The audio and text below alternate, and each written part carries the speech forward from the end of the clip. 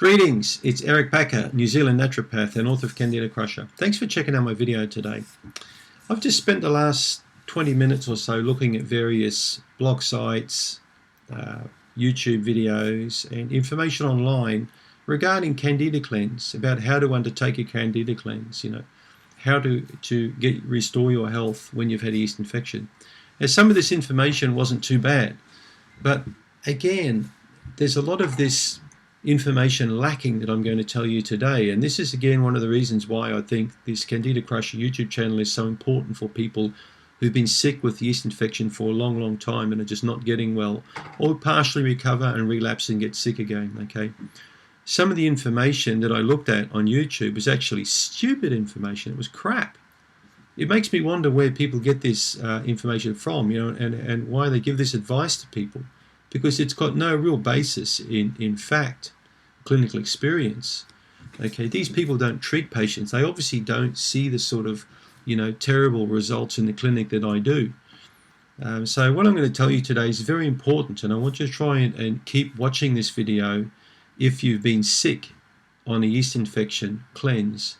You've tried something, you've become unwell, you've stopped it, and you've restarted it again, and you just can't seem to get on top of your yeast infection. And every time you attempt to do it, you get sick. So it's important for you to pay some attention, all right?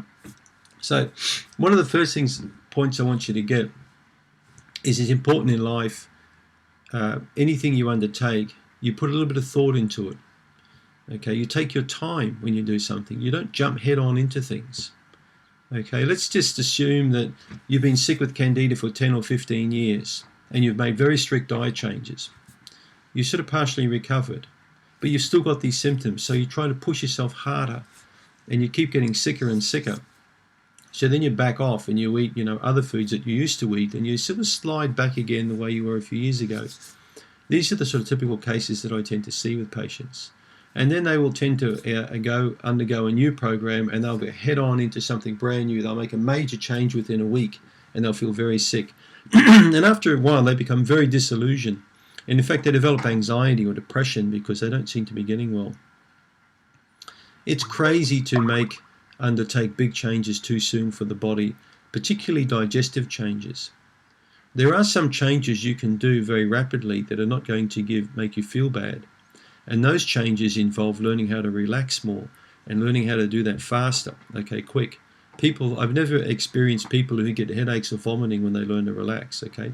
But I have experienced many patients who develop major anxiety, insomnia, and digestive upsets from going from 3 or 4 coffees and a few beers or wines a day to all of a sudden none of that. People who are eating all these carbohydrates in their diet, and then a week later, none of that. They just make a huge, big, very quick turnaround in their diet and think that this is the way to do it. I had a patient on Skype about a week ago who went from eating a normal diet, like processed foods, supermarket foods, bread, toast with breakfast, cup of tea, salad sandwich for lunch. And she went straight into a juice diet. For about 10 days, she just drank juices 4 or 5 times a day. And I said, how did you feel? She said, I felt terrible. I felt like crap. And my naturopath told me I was going to feel fantastic. And all I had was diarrhea and headaches for like 4 or 5 days. Well, again, this is not good advice.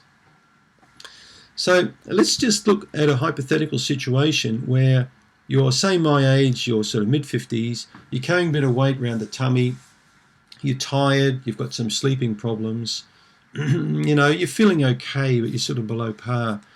And then you have a talk with a friend one day and she says to you, well, why don't we get fit together? We'll both go on a fitness program. I've got this great idea because one of my girlfriends has just joined a gym, and she's got a really good personal trainer, so let's get into that. So then you think, wow, this is great. I'm going to feel awesome. So you join the gym. You spend, I don't know, $1,000 or something, and you join a gym for a year. And all of a sudden you're in a boot camp.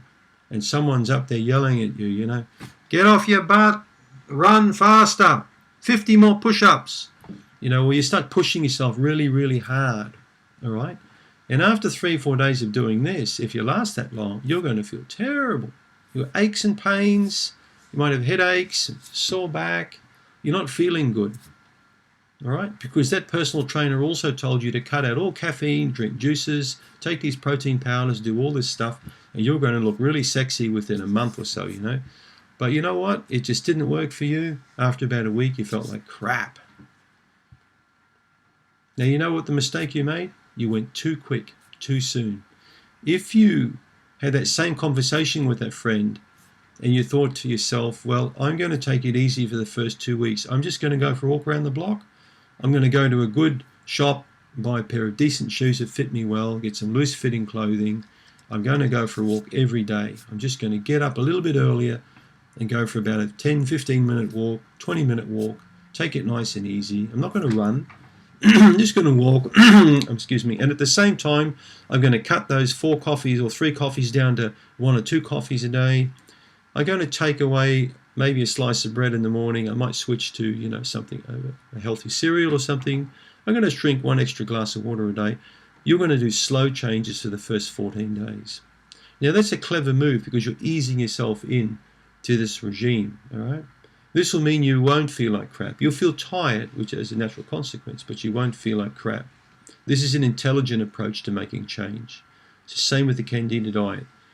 If we use intelligence and think carefully about making change slowly and not jumping into rapid change, okay, you're going to get what you want in the long run. And the other thing is you're educating yourself. You're making those changes with thought and with intelligence. And hopefully those patterns become habitual long term. And eventually you'll walk every day. I've got patients that walk every day, 365 days of the year. Rain, hail or shine, they're walking. It's amazing. And it all started with that first step.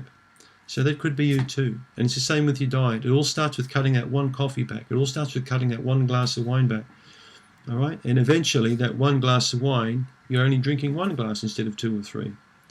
Instead of 3 pieces of pizza, you're having 1 piece of pizza. Okay? Instead of 4 or 5 hours watching TV a day, whatever you do, you're watching half an hour a day. Make change slowly, because that will mean in the long term it's going to be a permanent change. And that's what we're looking for when we're looking for you to overcome your yeast infection. We need permanent change for about 12 to 18 months. This will mean in the long term you won't get the yeast infection back. You'll lose weight, you'll have more energy, your libido will go up, your sleep will improve. All of these things will improve because you made change slowly. And these habits became a fixed part of your lifestyle. And that's what we're looking for. Thanks for tuning in today.